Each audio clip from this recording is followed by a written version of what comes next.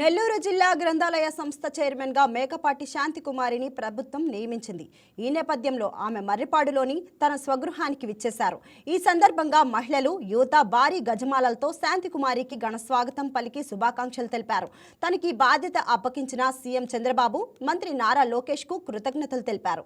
అలాగే తనకు అండగా నిలిచిన కుటుంబ సభ్యులు, పార్టీ నాయకులు, కార్యకర్తలకు ధన్యవాదాలు తెలిపారు.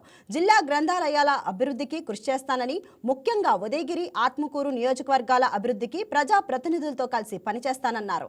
మహిళలకు సముచిత ప్రాధాన్యమిస్తున్న పార్టీ తెలుగుదేశమని, మహిళా అభివృద్ధికి ప్రభుత్వం కట్టుబడి ఉందని ఆమె పేర్కొన్నారు.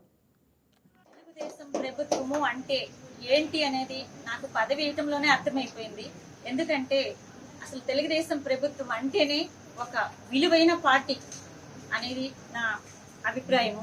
మా సేవల్ని గుర్తించి, మమ్మల్ని గుర్తించి గల్లీ నుంచి ఢిల్లీ దాకా ఎన్నో సమస్యలు ఎదుర్కొన్న శాంతమ్మ ఈరోజు ఈ పదవిలో కూర్చోబెట్టిన మహనీయుడు, మహానుభావుడు చంద్రబాబు నాయుడు గారికి నా జన్మాంతం నేను రుణపడి ఉంటాను. నేను పడ్డ కష్టాలకి నాకు ఈ అవకాశాన్ని ఇవ్వడం నిజంగా నేను చాలా అదృష్టంగా భావిస్తున్నాను. గ్రంథాలయాలు అనేటివి రాజకీయానికి అతీతంగా కావచ్చు, కానీ గ్రంథాలయం అనేది ఒక జ్ఞాన కేంద్రం.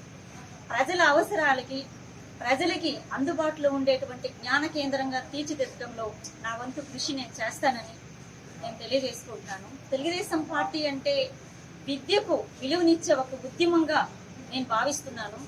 ఈరోజు తెలుగుదేశం పార్టీ నుంచి ఒక యువతకు కానీ, ఒక మహిళకు కానీ, అదేవిధంగా ఒక విద్యకు కానీ ఎంతో ప్రాధాన్యతని దొరుకుతుంది ఈ పార్టీలో. కారణం పార్టీలో ఒక స్పష్టత కారణం ఒక విజన్. అదే చంద్రబాబు నాయుడు గారు. నేను నా ఊపిరి ఉన్నంత వరకు నేను తెలుగుదేశం పార్టీ కోసం పనిచేస్తాను, కష్టపడి పనిచేస్తాను.